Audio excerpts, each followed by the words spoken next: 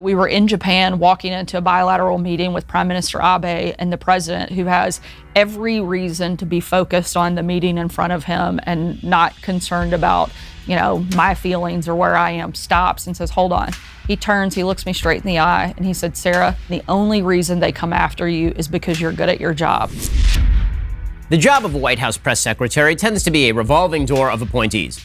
Bill Clinton had 5, George W. Bush had 4, Barack Obama had 3, and President Trump is now on his 5th, if you count Anthony Scaramucci. While Scaramucci was only there for 11 days, and his predecessor, Sean Spicer, was there for 182 days, the president found his stride with Sarah Huckabee Sanders, who held the job just shy of 2 years. Sarah joined the White House as deputy press secretary, which put her in many circumstances, filling in for Sean Spicer, including during the controversial dismissal of James Comey. 2 months after that, in July 2017, she was made White House press secretary. Having been with the president for nearly half of his term, Sarah worked through a lot of events in the Trump presidency, like the denuclearization meetings between Kim Jongun and President Trump, which we'll discuss here.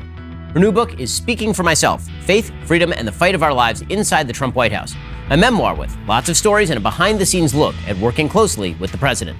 Today, we'll dive into those stories, plus how Donald Trump and Sarah's father, Mike Huckabee, former governor and Republican presidential candidate, are different and how they're the same, if we should remove cameras from White House press briefings altogether, and the challenges the president's unpolished style often creates for a press secretary.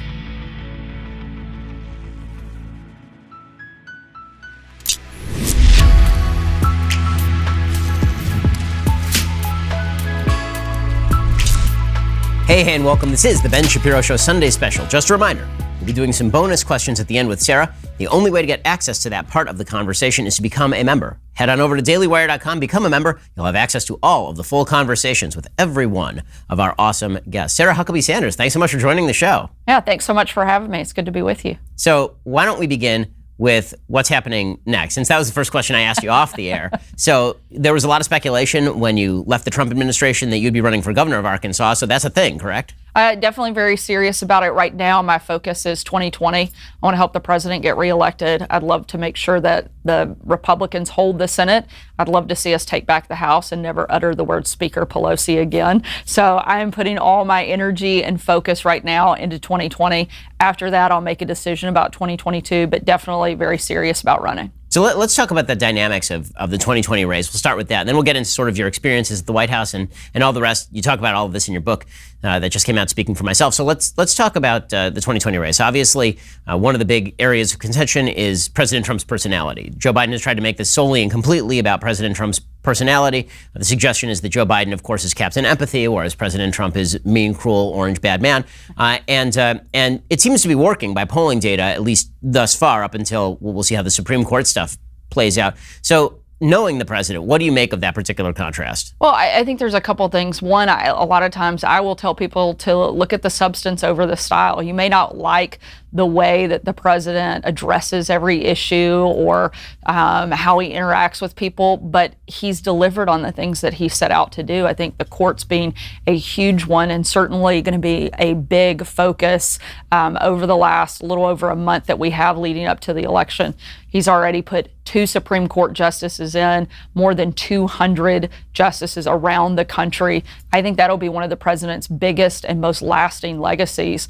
And one of the areas of substance that I point to with the president, historic trade deals, the defeat of ISIS, tax cuts. He's governed as a true conservative. And so I always point people to the substance of who he is. I also got to see that empathetic side from the president. I spent almost every single day with him for 2.5 years in the White House. And he was the person when liberal women were attacking me and trying to attack my family over everything from my hair and my makeup, my fitness to be a parent, even my ability to bake a pie. It was the president who empowered me and defended me and gave me confidence to keep fighting.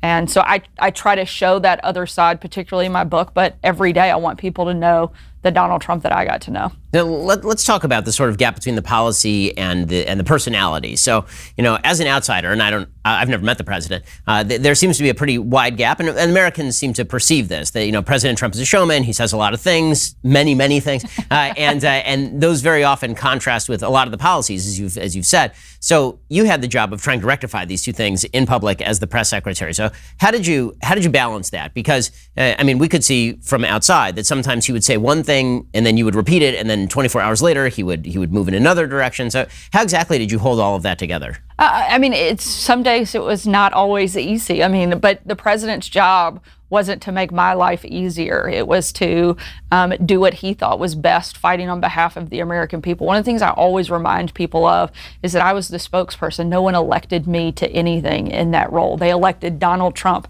They wanted him to be the one to set the agenda, make the decisions. Certainly there were moments where I didn't agree, and I made that point to him, and I had a good enough relationship with him that I could speak very candidly.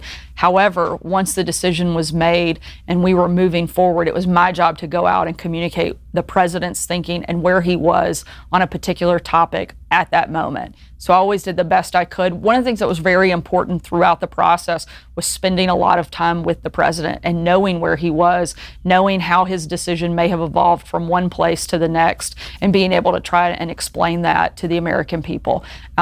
Despite the fact he was often at odds with the press, he still understood the power of the press and knew that it was important for me to be in the room when those key decisions were happening and to be part of that discussion, not trying to learn it all on the back end. And so that was one of the things I was very appreciative of the president, is he took me with him everywhere. So I had a front row seat and the ability to really be part of the discussion as it was happening, not learning it on the back end. And that, I think that made a huge difference in my ability to speak on his behalf. Now, how did you deal with the issue of Twitter? So obviously, you'd be in the middle of a press conference and he'd be live tweeting certain things, and it seemed to me that there had to be a certain amount of caution that you applied when you were answering a question, because you might not literally know what he thought about a particular issue while it was being asked, and then the press would get very angry at you for not giving a definitive answer right now, right on the spot, because you weren't making assumptions about what the president thought. And I've talked to Dana Perino on the program, and Dana obviously was press secretary for George W. Bush, and her suggestion was that she kind of knew where Bush was at all times, and she could sort of go ahead of him and kind of know where he was going to be at all times. And because President Trump has so much of a direct voice directly to the American public, it seems like that made your job a little bit tougher. Certainly, there were many days, particularly early in the morning, you'd wake up at 5 o'clock, you're talking to morning show producers, and you think that the message of the day is going to be one thing. And by 6:30, the president's tweeting, and the message of the day becomes something totally different. And so you have to be able to adapt. I think one of the most important things is to be fluid, not be so hard and fast, like this is what we're doing. We have no room to like deviate and move. And being able to do that enabled me to be able to work with the president very closely and not create a lot of friction between the two of us. So in a second, I want to talk about the press's characterization of your job, what it was supposed to be, how you did it, and all of that. First, we're going to talk about your sleep quality. I can always tell when I have not slept well, and you can tell because you watched the show when I have not slept well, and that is why I need to sleep well, which is why I have a Helix Sleep mattress. Helix Sleep has a quiz. It takes just 2 minutes to complete and matches your body type and sleep preferences to the perfect mattress for you. Whether you're a side sleeper or a hot sleeper, whether you like a plush or a firm bed, with Helix, no more confusion, no more compromising. Helix Sleep is rated the #1 mattress by GQ and Wired magazine. CNN even called it the most comfortable mattress they've ever slept on, and that time they were telling the truth. Just go to helixsleep.com/Ben, take their 2-minute sleep quiz. They will match you to a customized mattress that'll give you the best sleep of your life. They've got a 10-year warranty. You get to try it out for 100 nights risk-free. They'll even pick it up for you if you don't love it, but you will. My sleep, it's really important to me, especially because my kids don't allow me to do much of it, so I have to be comfortable when I'm on the mattress. Helix makes that happen. They're offering up to $200 off all mattress orders for our listeners. Get up to $200 off at helixsleep.com/Ben. Again, that's helixsleep.com/Ben. My wife and I took that Helix Sleep quiz. We got our personalized mattress. It's fabulous. Go to helixsleep.com/Ben. So let's talk about the press's perception of the job that you were doing and what the job was supposed to be. So I found the press's take on what they thought you were supposed to be doing utterly bizarre. So they obviously understood when Robert Gibbs was press secretary that his job was to spin on behalf of the president. They understood that when Jay Carney was press secretary, his job was to spin on behalf of the president. When you were press secretary, suddenly it became, what is your personal opinion about what it is the president is doing? And I kept making the point that literally your personal opinion does not matter in this job. Like it's like being a PR spokesperson for Nike, and then they ask you how you feel about the Nike brand shoes on a specific day. Like that's literally not your job. Your job is to defend the president's policies, and everybody knows that. Right. And so it seemed like the press was engaged in this gaslighting, where their characterization of what they wanted you to do was different than they had ever demanded from any press secretary that I can remember. Yeah, and it goes back to what I was saying before. Like at the end of the day, no one voted for me. My name wasn't on the ballot. My opinion wasn't what the American people not only wanted to hear, but deserved to hear. They needed to know what Donald Trump, the person at the end of the day making the decision, felt on the matter. And so there was a constant pushback of them trying to put me into a place where I was giving my opinion. They get very angry when I didn't do that. But they got angry with me about a lot of things. And I think that role changed a lot under Donald Trump because he does talk so much to the press himself. That changed the dynamic, I think, of, the interaction between the press secretary and the press. One of the things a lot of people miss is they think the press secretary's only job is the briefing. And they forget or don't know that almost every reporter in the country, particularly those that are assigned to cover the White House, have the press secretary's phone number, email, and direct access to their office. I was talking to the press all day, every day, starting from, again, 4:30, 5 o'clock in the morning until midnight every night, working stories, giving information, answering their questions. So even when you're not in that briefing room, you're still constantly interacting with the press. In fact, it was a lot more productive outside of the briefing room when you had people who were really trying to get information for the story versus people who, like Jim Acosta, constantly trying to be the story instead of report the story, which is really what the briefing room became, a way for a lot of reporters to make a name for themselves and try to have these viral moments where they get into arguments with the press secretary and raise their own profile. The purpose of it, I think, changed drastically from the end of the Obama administration to where we are now. I mean, I think that's clearly true. I think part of that is obviously the allegiance of many of the press to a lot of the same principles that Obama held, but it also had a lot to do with their particular hatred for Trump. I mean, there is a Trump derangement syndrome in the press, and combined with the fact there are a lot of lucrative book contracts to be got if you can be a Jim Acosta type. And ladies, find you a man who loves you like Jim Acosta loves Jim Acosta, because that dude loves him some Jim Acosta. So in dealing with that, I mean, I had suggested that, frankly, I thought it would be productive for, just like with congressional hearings, the TV cameras to be out of there. That it actually is wildly counterproductive to basically be setting up a scenario where we make reporters stars for asking a question that isn't really a question. It's basically a haranguing statement for 45 seconds. Why don't you agree with me that the president is a very bad orange man who's bad in orange? And then expect you to answer the question. Do you think that future administrations should consider basically saying, you know what, we're going to do these we'll do these pressers, but we're going to do them off camera so that you ask serious questions? I think that there could be a scenario in which that is effective. One of the only advantages of having the camera in the room was that I think the American people did get to see just how out of control the press became.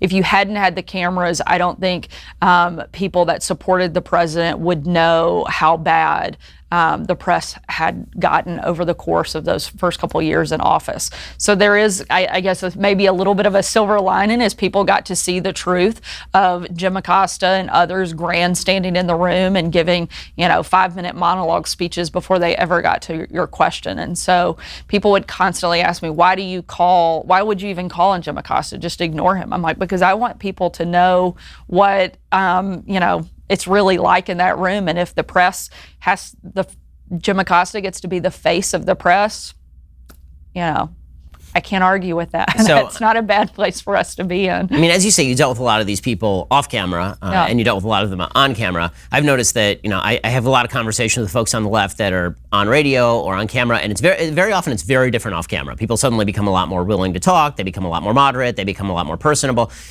Were people the same jackasses off camera that they were on camera in the press room? Some were better, some were the same. There was definitely, I think, a lower temperature from the majority of the press in off-camera back and forths, but the hypocrisy was just as bad. Let me give you an example. So the day that the president announced I would be leaving the White House, a group of reporters came into my office. They were like, "We're so sad you're leaving. Like, we've worked so well with you. You've been great." One reporter, which I won't name names, but is crying in my office, actual tears. She is a reporter on one of the major TV networks. And fast forward to the following day, I'm sitting in my office and she pops up and I see on the ticker tape they're talking about me. So I turn the sound on and she was like, keep in mind, less than 24 hours before, she's crying in my office, telling me she's going to miss me. We've had a great working relationship. Now she's on camera saying, I mean, it was only a matter of time. She'd lost all credibility. She had to go. The relationship between her and the press was too much.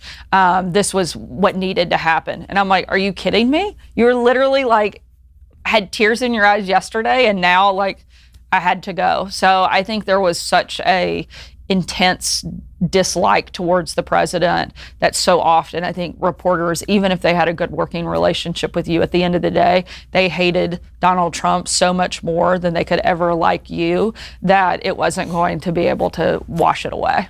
I mean, I wonder if the members of the press understand that this sort of kabuki theater that they're constantly playing has real world consequences. That when you demonize somebody day in and day out publicly, and then you're nice to them behind closed doors, that when they go out in public, they can get accosted. That obviously brings up the situation that you had eating at a restaurant with your family, where the proprietor of the restaurant basically tossed you out of the restaurant. Maybe you can talk about that a little bit. Sure. I was in Lexington, Virginia at the Red Hen.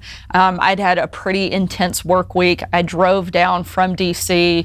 to meet my husband and his extended family at this restaurant. I walk in, I've been there a couple minutes. The owner comes over and asks to speak with me. I think, sure, how nice. She wants to say thanks for visiting her restaurant. What I didn't realize is she actually wanted to kick me out of her restaurant after letting me know she thought I was a horrible person and I didn't belong in their community, and she asked me to leave. So I said, okay. As she was like frantically trying to video me leaving, I whispered to my husband, I've been kicked out. We leave. What a lot of people don't know, and I write about in my book, is the second part, that my husband and I went home and the rest of his family went to a restaurant across the street, and the restaurant owner actually followed them to the second restaurant, gathered a group of their friends and protested and harassed them outside of a second restaurant until one of the members of my family came out and said, look, Sarah's not here.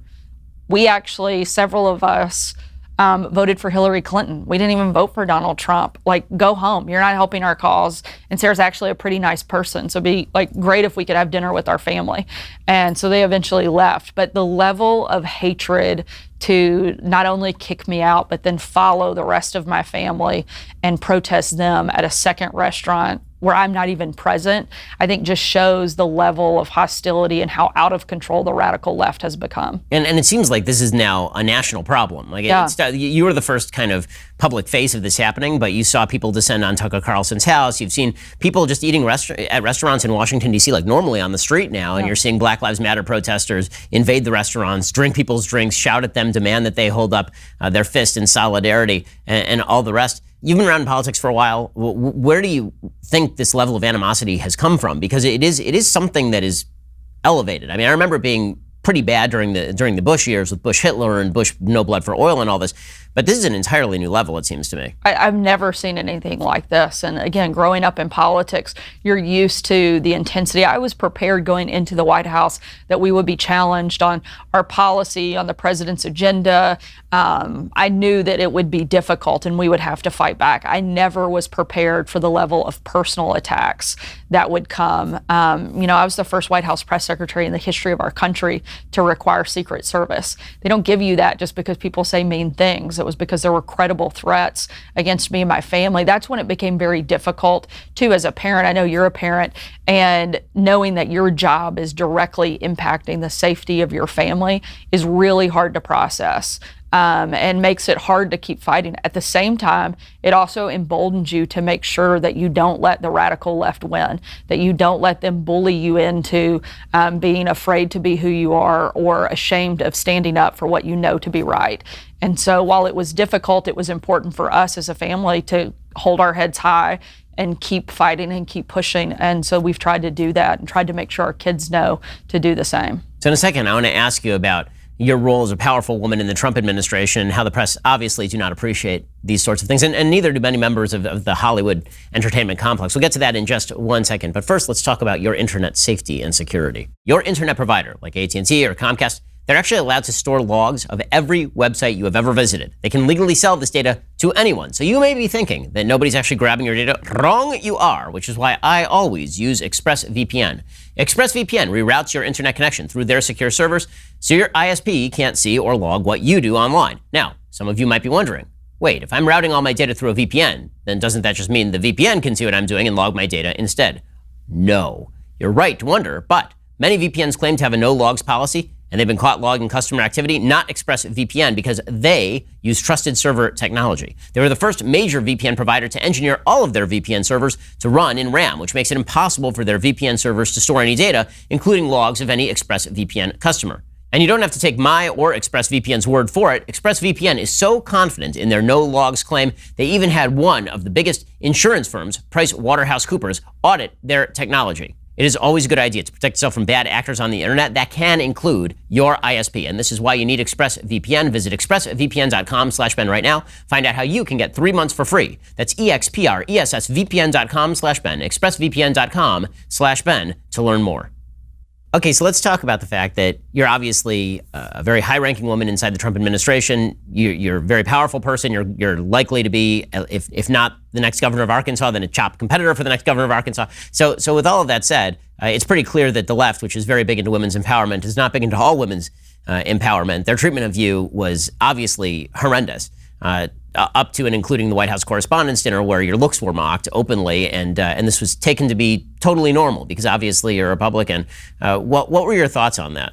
Well, it's interesting. The liberal women were the meanest and nastiest, all in the era of women's empowerment, which was pretty shocking. You would think even if we could politically disagree, we could agree that it's good to see women rising up in the ranks. I was the third woman to be White House press secretary, the very first mom to ever hold that job. You would think that would be a point of pride for all women, but unfortunately, the radical left women only are about women's empowerment as long as you think like they do, talk like they do, and believe in the same things that they do. That only applies to that sector. If you're a conservative woman, then they're not for the empowerment of that side. One of the incidents that's probably one of the most impactful for me personally during my time at the White House, it was after an LA Times reporter had mocked my appearance in a pretty mean way, so much so that they eventually had to retract part of the story because it was so hateful, which, as you know, that is not something they do regularly in the LA Times. It was right after the Correspondents' Dinner. It had just been kind of a rocky time. Even like a lot of my colleagues didn't know how to address it, so just kind of ignored bringing it up. But we were in Japan walking into a bilateral meeting with Prime Minister Abe and the president, who has every reason to be focused on the meeting in front of him and not concerned about, my feelings or where I am, stops and says, hold on. He turns, he looks me straight in the eye, and he said, Sarah, you're smart, you're beautiful, and the only reason they come after you is because you're good at your job. And then in very colorful words that I won't repeat on here, he says, don't let them get you down. Kind of slaps me on the shoulder and he's like, no, let's get back to work. And so in that moment, he's the one that realized, I needed encouragement. It wasn't the women on the left that were standing up for me, but it was Donald Trump. And to have him as the ally and the one to empower me certainly, I think, propelled me and gave me reason to keep fighting. Knowing he believed in me and trusted me to carry his message. So how did you deal with the slings and arrows on a personal level? I mean, obviously, if you're in this space, you're going to get a certain amount of it. That doesn't mean it doesn't hurt. I mean, I think that there's this misperception in the general public that if you spend your life in politics and you're attacked, well, that's sort of the normal day's work, and you never feel the pain. But obviously, that's not true. So how do you deal with that? Certainly, there are moments that are pretty difficult. When people are saying really horrific things about you, I don't think anybody, no matter how tough they are, can just completely block it out. So there are days where it gets to you, but I try to not allow the distractions to take me away from what I came there to do. And knowing that I had a family that supported me and loved me no matter what, I had friends that did the same, and frankly, I had a faith that defined me. Knowing that I had a God who had created me for a specific purpose gave me confidence to block out. I didn't need the New York Times or the Washington Post or anybody else to define me. I had a creator who had already done that. Knowing that and knowing who I was as a person before I ever stepped onto that stage or stood behind that podium gave me what I needed to keep going and keep fighting. So You actually had a very long tenure as press secretary. We know that some people did not have quite as long a tenure as press secretary in the Trump administration. By the calculations of our producers, you lasted for 64.09 Scaramucci's. So what does it take to be able to last that long in a job as volatile as this one? Well, I mean, I think in large part having a good relationship with the president made all the difference. Being able to have candid conversations with him and feeling like I knew where he was. I mean, it wasn't always perfect, certainly. I had moments where I made mistakes, but I had a good enough relationship with him that when those moments came, we fought through it and moved on. But him trusting me and having confidence in me to carry his message made a huge difference. But also having a really good team around me and feeling like I was prepared when I stepped out there every day was imperative for me surviving some of the most difficult days. But I think at the end of the day, it really came down to having a very good and strong foundation with the president. I also had the advantage of going second. I tell people that all the time. Sean Spicer had an impossible job on any day, but he had to do it before any of the rest of us. And so getting to be his deputy, I learned things that did work and things that didn't work. And so having that 6 months or a little less than that before I actually had the full job helped prepare me in a big way. So how do you think Kayleigh McEnany's doing now that you're no longer there? I think she's doing great. I think she is giving it back to them as much as they give it to her.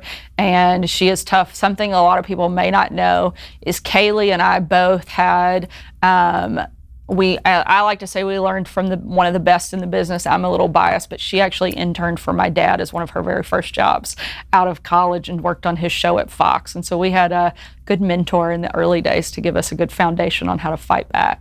So you mentioned that you were the first mom to be press secretary. Obviously, I'm married. I have a wife who's a doctor, and we have 3 children who are under the age of 7. And that means that, contrary to popular opinion, you can't have it all. And that means that there has to be a certain balancing act that goes on. So my wife has chosen at times to take off work. She's chosen at times to work full time. Right now she's working per diem. But I think, particularly women are put in a particular situation because they want to spend a lot of time with their kids where they have to decide how to balance their life. So how did you decide how to make that balance? How did that balance work?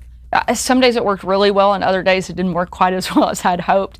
We tried to engage our kids. I tried to take them with me when I could so that they could see what I was doing. I wanted them to know why we were making the sacrifice as a family that we were.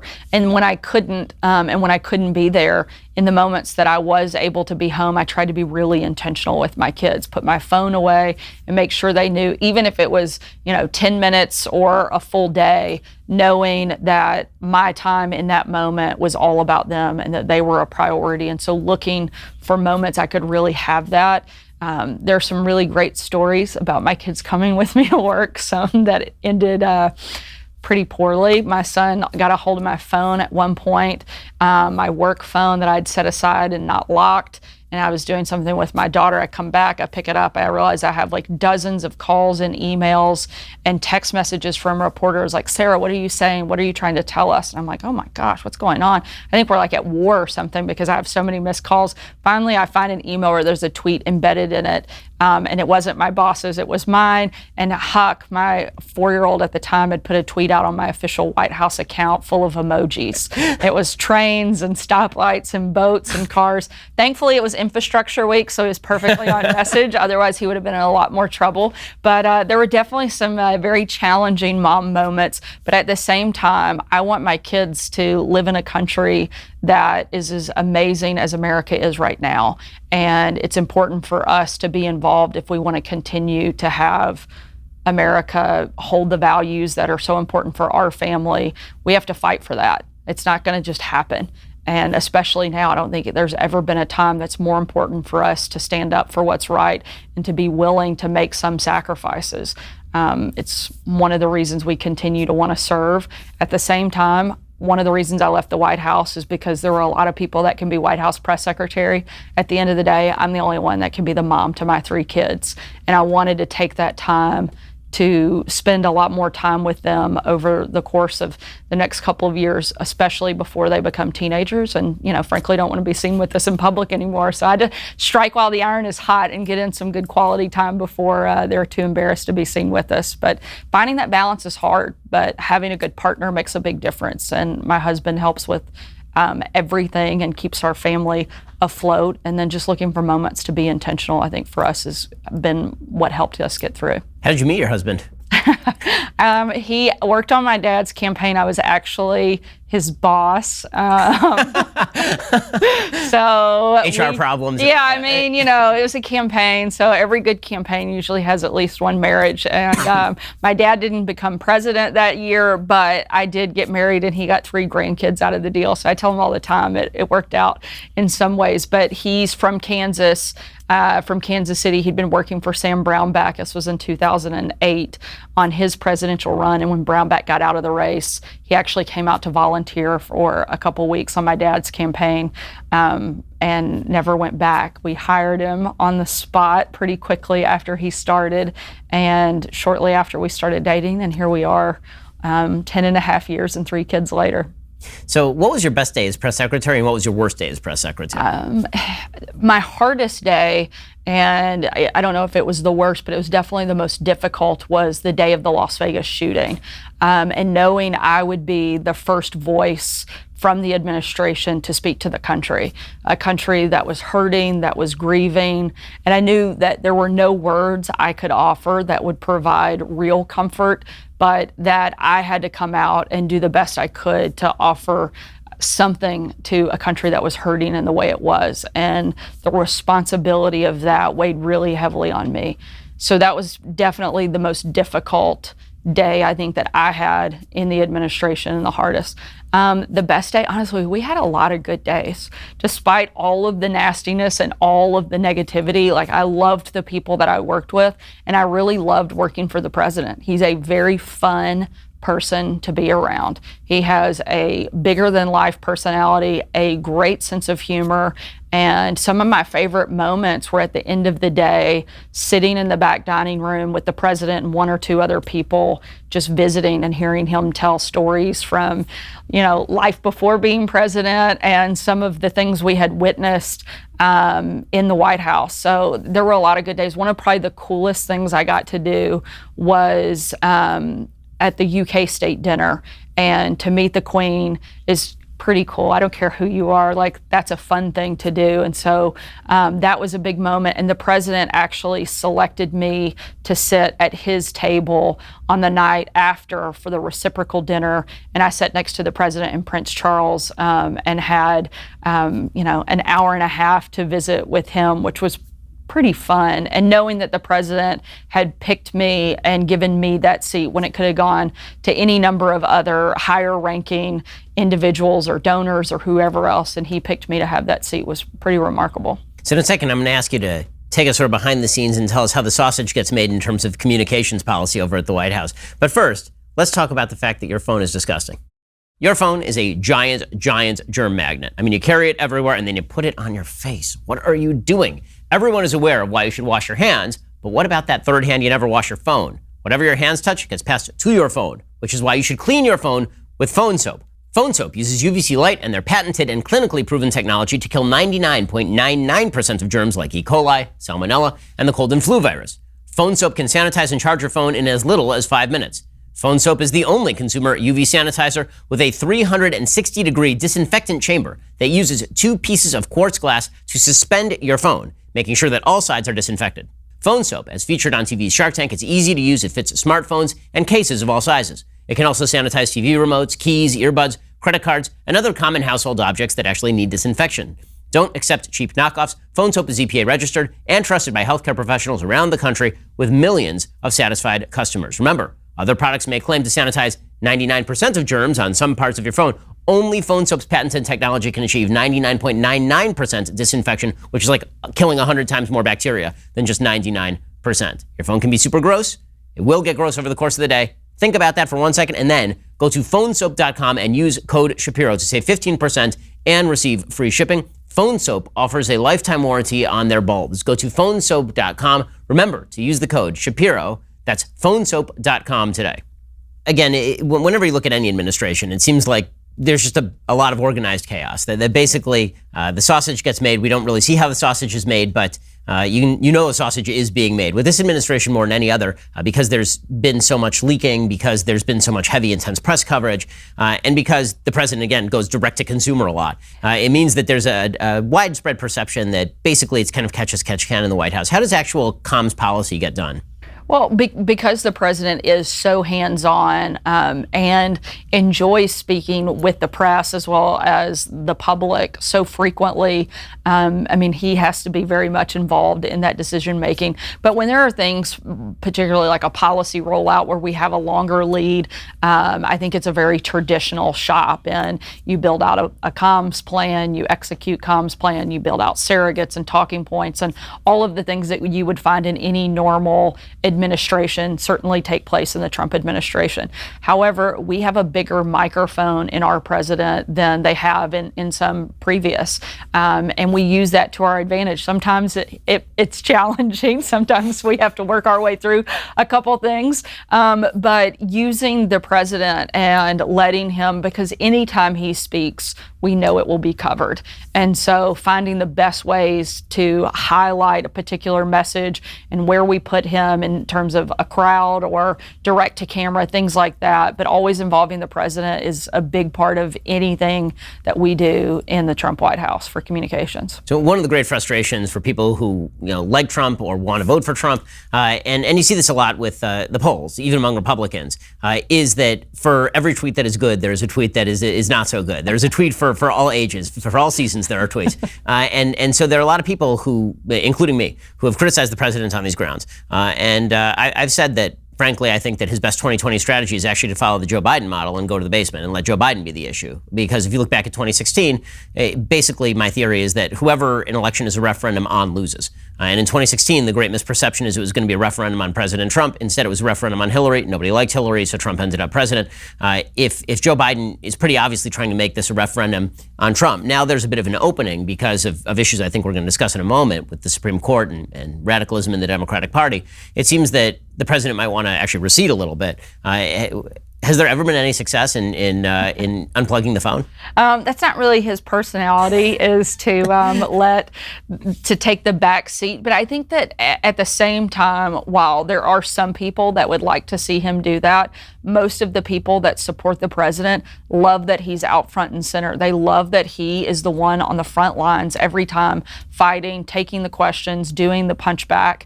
And I think people find him refreshing because he's not a scripted robot. He's not your typical politician. It's one of the other reasons he won in 2016, not just the referendum on Hillary, but they wanted somebody who would do business different. They didn't want the status quo, and that was exactly what Hillary was offering, was more of the same. They wanted somebody to come in and shake up Washington and operate in a way that it never has before. And now he has a record of having done that and being successful. I think he should continue to focus on the fact he's still the disruptor. He is still the change agent. He is still the same guy that he was in 2016, but now he actually has a record of success to back up how he has conducted himself over these past 4 years. He set out to do a number of different things, a lot of which he has done, many of which most people said not only would they not happen, but would have the adverse effect. They said he would absolutely crush the economy. He built a booming economy. They said there's no way he'll get tax cuts through. He did and got better rates than anyone expected. Nobody thought he would defeat ISIS. Nobody thought he would move the embassy or make any progress on peace in the Middle East. And just in the last couple of weeks, he has made significant progress, more so than we've seen in decades. Historic trade deals that haven't happened in previous administrations and that everybody said were impossible to get done. He's delivered on those things. So now I think he has to continue being who he has always been. What I found in politics, anytime you try to change somebody and make them something other than who they really are, it never works, and people pick up on it really quickly. Donald Trump's not changing. People know who he is, but now he has a record of accomplishment to back up what he's been saying, what he's been doing. I think he should really focus on that. And if he can be a little more disciplined in that message, I think it'll go a long way for him in November. So speaking of that, obviously we have some debates coming up. This is going to be, pretty momentous in terms of the debates. By the polls, he's down pretty significantly nationally. It seems a lot closer in some of the swing states. So what seems to be in the offing under even the most optimistic circumstances is sort of repeat of 2016, where there's an electoral vote loss, an electoral vote victory, but a popular vote loss seems to be most of the forecasts that are the most optimistic for President Trump, which means he has some heavy lifting to do in the debates. What do you think his debate strategy should be? Because he's been focusing a lot on the fact that Joe Biden is diminished, which is pretty obvious to anybody who watches Joe Biden. And we weren't starting from world's highest point with Joe Biden in the first place. And the president's been focusing a lot on that. There's been rumors he's not prepping too much for the debates. What do you think the president ought to do with the debates? Well, I think in some ways the president's been prepping every single day. It's not like this is a new thing for him. He takes questions from reporters literally almost every single day. So he's got a lot of muscle memory that Joe Biden certainly doesn't have, because not only does he not take questions, when he does, they're usually scripted and softball questions. If the press actually pushes on Biden, which I'll be shocked if they do, he's not going to have that same foundation that the president has, because he does this all day, every day. So the idea he's not prepping, I think he is doing some prep sessions, but I also think every day he's in office, he's doing that. One of the things he has to do is what he did in 2016. I think that's changed some of the narrative. I think people need to be reminded of the things that he has accomplished in these last 4 years. He needs to talk about some of the areas that right now are front and center, law and order being one of the biggest things up until this past week, when I think SCOTUS has certainly moved to the top of the list. But prior to that, every poll suggests that law and order is top of mind for the majority of voters, particularly those undecided voters in the middle. He's the only candidate in the race who has credibility to talk about standing up and fighting for law and order. He's been doing it since day one. It's not new for him. So I think that has to be a huge contrast point that he makes with Biden, and he's going to have to be the one that holds Biden's feet to the fire, because he cannot count on the moderators to be the ones to do that. I think he's pretty good at that, so I feel pretty safe on that front. The other thing is the economy. That's certainly a big topic for a lot of people. He should talk about his achievements there and what Joe Biden would do to the economy, to individual taxpayers, and how that's going to impact them. Personality is going to drive so much of it, and I think the president really rises to the moment in these types of events, and I expect him to do that. He has to know, too, going in, the deck is fully stacked against him. Joe Biden, all he has to really do is put a couple coherent sentences together, and they'll say, oh, it's the greatest debate performance we've ever seen. So he has to be fully prepared for that. And I think he will be. Yeah, no, the mandate for Biden is remain alive and breathing. Yeah. And for the president, I think he's going to have to get pretty aggressive, which he likes to do anyway. But I think he actually has some room to run now. So that brings us to the question of the Supreme Court seat. So obviously you've seen the press pushing against the idea that Trump should even fill the seat, which is absurd, or that Mitch McConnell should vote on the seat. But it seems to me that there is a real opening to hit Biden here. And the opening is that the Democrats have pretty openly embraced an incredibly radical position, which is that they want to kill the filibuster, that they want to add states in the United States Senate with 51 votes in the Senate, which is insane, that they want to pack the Supreme Court and effectively lead to the dissolution of the country, because there is no circumstance under which many of the states in the country are simply going to acquiesce to a federal government with 51% of the votes in the Senate, basically ramming through any unconstitutional thing they want after having packed the courts. It seems to me that the president can pretty easily say to Joe Biden, listen, you want to be the guy who is returned to normalcy. You want to be the guy who is non-volatile. I may be volatile personally, but I'm not the one claiming that I want to tear down the institution of the United States Senate and the institution of the United States Supreme Court. So will you right here say that you're not going to get rid of the filibuster? Will you right here say you're not going to unilaterally add states? And will you right here say that you're not going to pack the Supreme Court? I think that would be a huge moment for the president. I think you're exactly right. I can tell you certainly where I'm from in Arkansas, people are not going to support just a total overhaul and a complete destruction of the institution of America, which is exactly what the radical left is pushing for. I mean, look at what AOC said just this week, where she said, I hope this radicalizes you. The idea that the president fulfilling his constitutional obligation, she hopes that that will push people to become more radicalized. I'm like, oh, wait, what? Is that real life? Did she really say that out loud? And she did. And I find that terrifying. I think every person that loves America should be afraid of what Joe Biden and the Democrats bring should he be elected. And I think the president absolutely has to remind people of how far to the left the liberal mob has gone and who's really in charge of that party, because it's not Joe Biden. He's already proven he doesn't have the ability or the willingness to stand up to him. And so he will be completely owned and operated by that radical left. If people don't like that, they have one choice, and that's Donald Trump. And one of the things that I think is pretty astonishing is how the press have somehow tried to put the onus on Republicans for filling a Supreme Court seat. Again, you had a rough job because your job was to deal with these people every single day. I mean, we talked about sort of the difficulty of having to deal with the slings and arrows. How difficult was it not to unleash on them on a regular basis from the podium? There were definitely moments where you have to really almost count to 10 internally so that you don't just lose your mind and yell at them and say, are you crazy? And there were definitely probably more moments that I wanted to. But at the end of the day, I knew that that wasn't going to solve anything. They were hoping to push you to a place to explode or to break. And then they win. And as hard as it was, I knew for myself and for the president, it was going to be a lot better if I could keep calm. That's one of the things that I think being a mom probably really helped prepare me for being press secretary, is your kids are constantly pushing your patience and testing you as a parent. And so you get very used to saying no a lot, repeating yourself, and having extreme patience as a parent. So that probably helped keep me a little bit cool, calm, and collected in those moments where I didn't want to be. So when you were a kid, did you know you wanted to go into politics? I mean, your dad obviously was the governor of Arkansas, and then he ran for president. And at some point, did you say, maybe I'll just go be a veterinarian or something?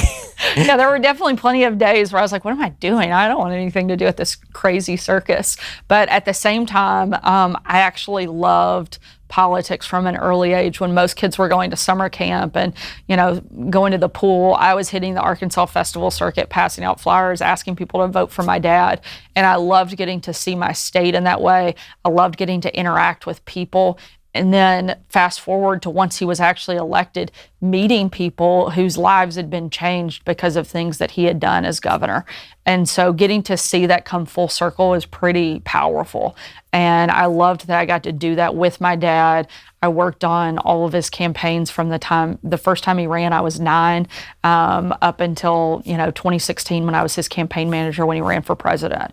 So getting to do that in that way, and for somebody that I really believed in, I think propelled me to love politics as a whole.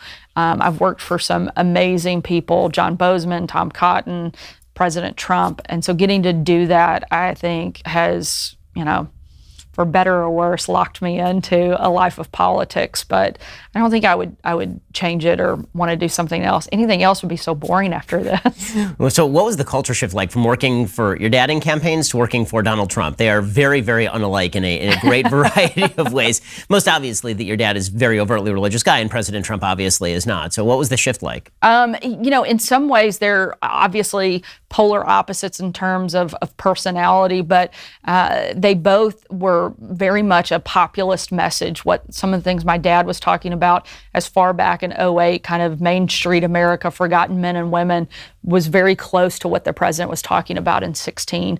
And those were pillars for both of their campaigns. So that part was one of the things that actually made me want to support Donald Trump, was that message that was so similar to my dad's. So on style, they're very, very different, but they also are very much their own person. And I'll never forget one day, my dad, this was actually when I was working in the White House, but my dad had put out a tweet that was getting quite a bit of attention. And Jared Kushner said to me, he said, I finally get it. He said, now I know why you're good at your job. He said, I just read back through some of your dad's tweets. He said, he's got a pretty hot Twitter feed too. And I was like, yeah, I'm used to working for somebody who speaks their own mind and is not controlled by the special interest or the donor class or anybody else. It was one of the things. My dad was always an outsider. Even after having been a governor for almost 11 years, he was never part of the establishment.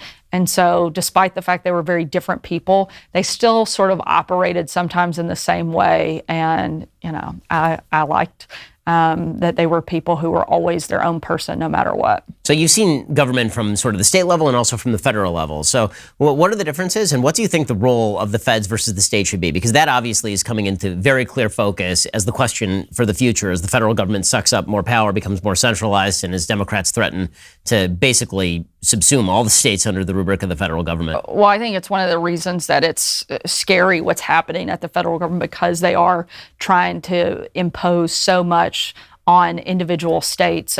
We have to make sure, I think at no time has it been more apparent in decades how important it is to have strong governors and strong mayors on the local level that are fighting back against some of the craziness that we see so often.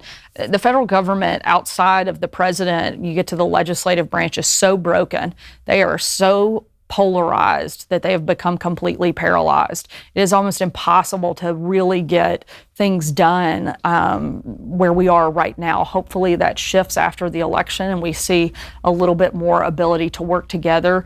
But unfortunately right now there's just no sense of working together. While at the state level you still see some of that camaraderie, and I think it's one of the reasons governors are so important, is making sure that you have somebody there that reflects the values that you have, because they may be the only thing protecting you from an out-of-control federal government. Now, having been sort of at the locus of all the controversy for several years, do you think that the red versus blue divide is bridgeable at this point? Because it feels increasingly like not. I mean, I say this as a person leading a company out of California and into red America, where I've spent my entire life here in LA, except for 3 years where I was in Cambridge, Massachusetts, which was no less blue.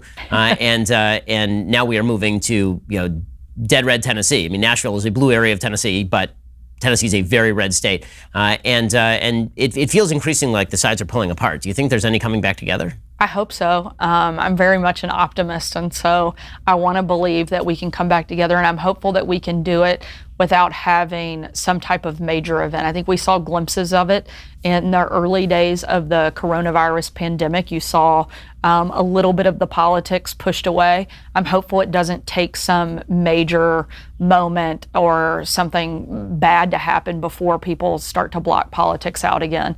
But I want to be optimistic and believe that at the end of the day, the good in people will outweigh the bad, and that we can start focusing a little bit more on everybody's good instead of starting with what's wrong with somebody when you first meet them, instead of maybe there's something about this person I could like. How does your husband deal with all of this?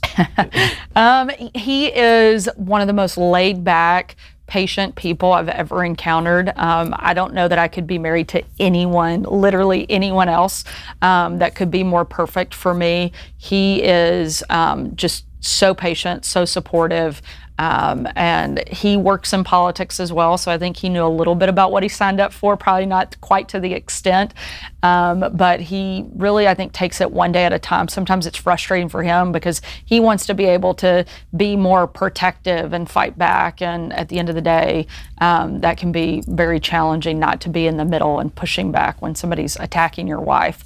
But, we take every day in stride, and he's a person of deep faith as well. I think that has really helped both of us get through even the most difficult days. So what triggered your decision to leave the White House? You mentioned that you had family concerns and you want to spend more time with the kids. You're going to go back into politics here pretty soon, it sounds like. So what triggered the decision to move on? Certainly, we wanted to move our family from D.C. back to Arkansas. That was a big priority for us, is for our kids to grow up there. We have family in Arkansas and friends there, and so that was a big piece of it. And also just wanting to have that time, have a break away from the intensity of Washington. Being the White House press secretary is a 24/7, all-consuming job. You have no control over your schedule, and so I really wanted some time to be able to do that with my family. We wanted to move before the school year started so my kids could start at their school in Arkansas, not move in the middle of the year. So that was sort of a catalyst for doing it during the summer.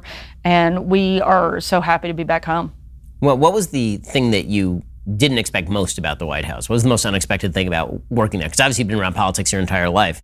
I think in part, one of the biggest surprises for a lot of us, I think if you look back, most people in an administration, very few people actually know who they are. Not that many people knew who the White House press secretary was in previous administrations. If you weren't, interested in politics and maybe a political junkie, and outside of DC, you get into middle America, nobody knew who the press secretary was. But in a Trump administration, everybody knew who you were. You became instantly recognizable. You were, the punching bag for SNL and many other things. And so I think that level of celebrity status, in a way, for better or worse, to not have any moment where you go anywhere where people don't recognize you, I think was something that a lot of us were very surprised by. And even people who weren't necessarily the public-facing members of the administration quickly became household names. And I think that was very new, even for those of us who'd grown up in politics. I mean, again, most people don't know who a lot of the staff are. They know the principal, but not everybody else. And the Trump administration, everybody became a household name very quickly. Did anybody from Hollywood ever reach out to you and talk to you on a personal level? Or was it just, okay, we're going to cast whoever we can as this person to make fun of them? Because you saw a lot of that, obviously. Nobody ever reached out to say anything nice. There were a few Hollywood actors who've said quite a few mean things, including one who encouraged people to kidnap my children. So, no, unfortunately, we didn't get a lot from any of the Hollywood elite class. There are a few conservatives, John Voight and a handful of others that reached out and were very supportive, James Woods, but in terms of kind of the mainstream Hollywood, nobody ever contacted us for anything positive anyway. So you talked about the upside of traveling with the president. What was that like? I mean, you were with him a lot on Air Force One. You were with him overseas a lot. How were those trips? They're incredible. I mean, to get to travel alongside the president and see the world in that way is remarkable.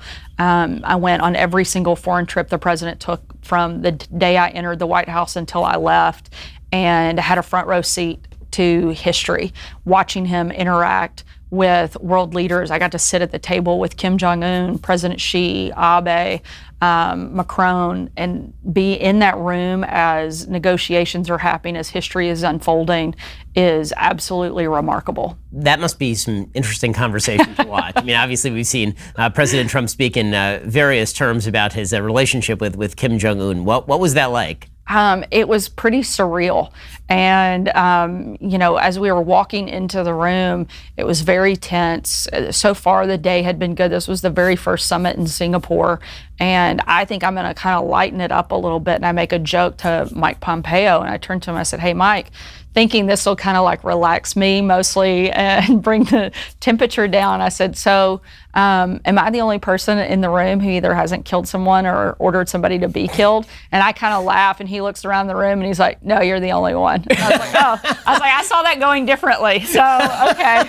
I was like, "Well, that wasn't exactly what I was thinking you were going to say." But it was surreal. But the president was masterful in that back and forth of bringing in topics that he knew were of interest to Kim, whether it was sports and NBA basketball, and then being able to transition from something, in a way so meaningless to talking about denuclearization for a country.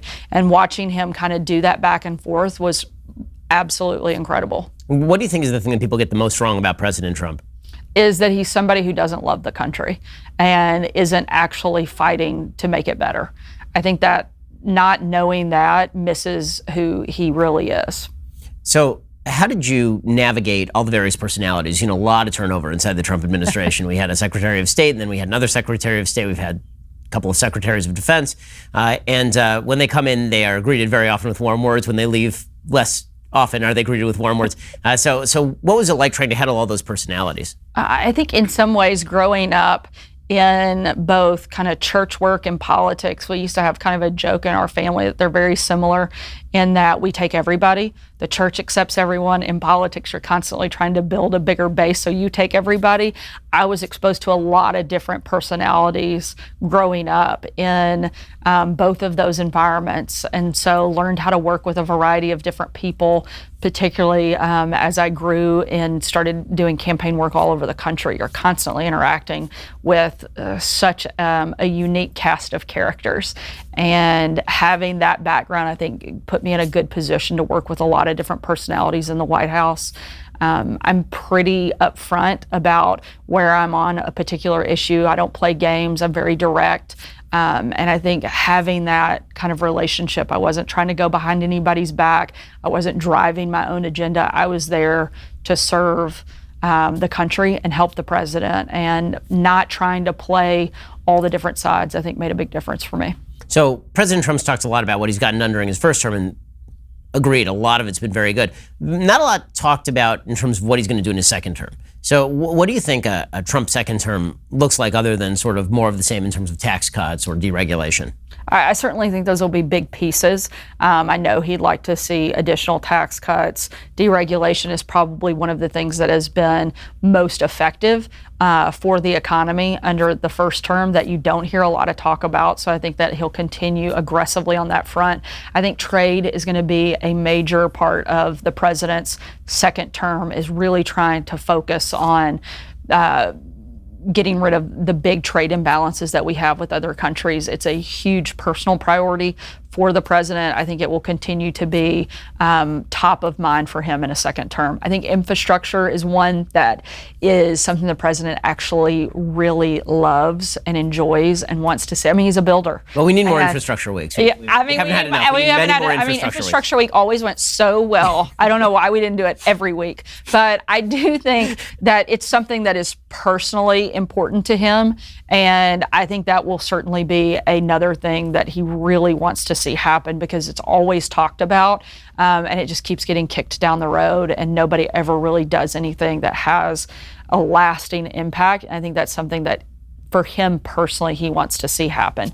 Prescription drugs is another big area that he is personally invested in and wants to see. So those are some of, I think, kind of the 100,000 foot view areas that he will want to focus on in a second term. One of the areas of highest controversy, obviously, for the president has been a lot of the public relations surrounding COVID. So there's been a lot of talk about why he let Bob Woodward anywhere within a 100-foot radius of the White House.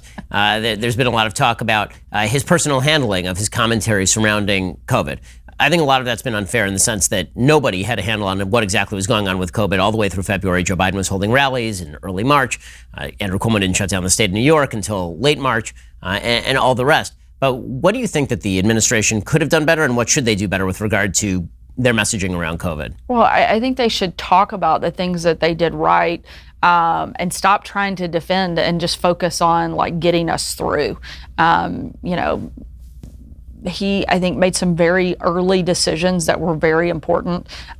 Certainly stopping travel from China was a key part, and something that he talks about frequently, particularly given the fact that Democrats were attacking him for that. So there were some things they did early on that I think were very important. They should remind people of that. But now let's move forward. Let's figure out what it looks like on the back end. I think they should focus on where we're going, how we're coming out of it, and not try to spend so much time, just from a purely messaging perspective, so much time on everything that maybe didn't go right, and focus on all of the things that they're going to do moving forward, and shift the narrative away and take that away from the Democrats. That's what I would do if I had the ability to kind of shape that message. So do we need more on teleprompter Trump or less on teleprompter Trump? Because, I'll be honest, every time he gets on teleprompter and reads a speech, it's not as high energy as it is when he's doing a comedy rally.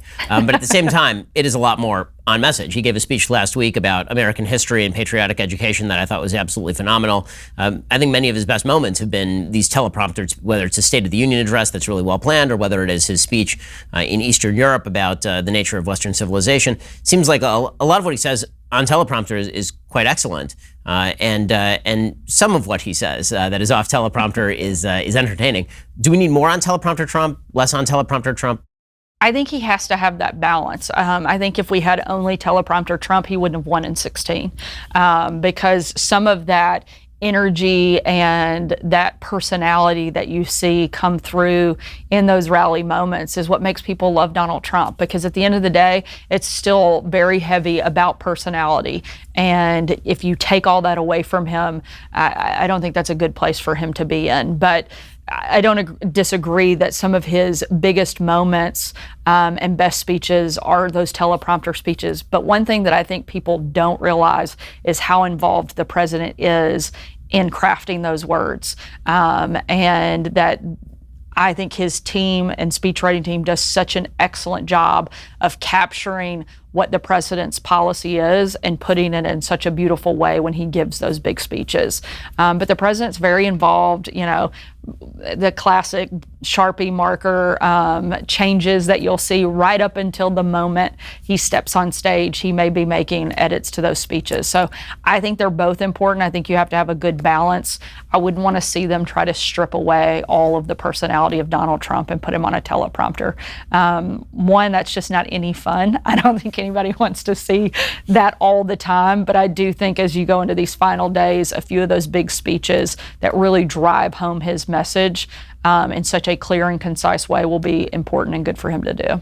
All right, I'm going to ask Sarah Huckabee Sanders a few final questions, starting with whether President Trump really knows a lot about policy or whether he really does not, and also about her own political viewpoints, since she's been spokesperson for Trump. What are her political viewpoints? If you'd like to hear Sarah's answers, you have to be a Daily Wire member. Go to dailywire.com, click subscribe. You can hear the rest of our conversation there. Well, Sarah Huckabee Sanders, thank you so much for stopping by. It's been a pleasure, and I hope this was more welcoming than the Red Hen. Certainly. Thanks so much for having me.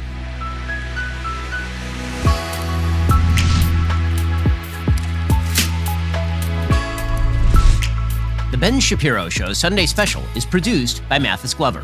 Executive producer, Jeremy Boring. Our technical director is Austin Stevens, and our assistant director is Pavel Wydowski. Associate producer, Nick Sheehan. Our guests are booked by Caitlin Maynard. Editing is by Jim Nickel.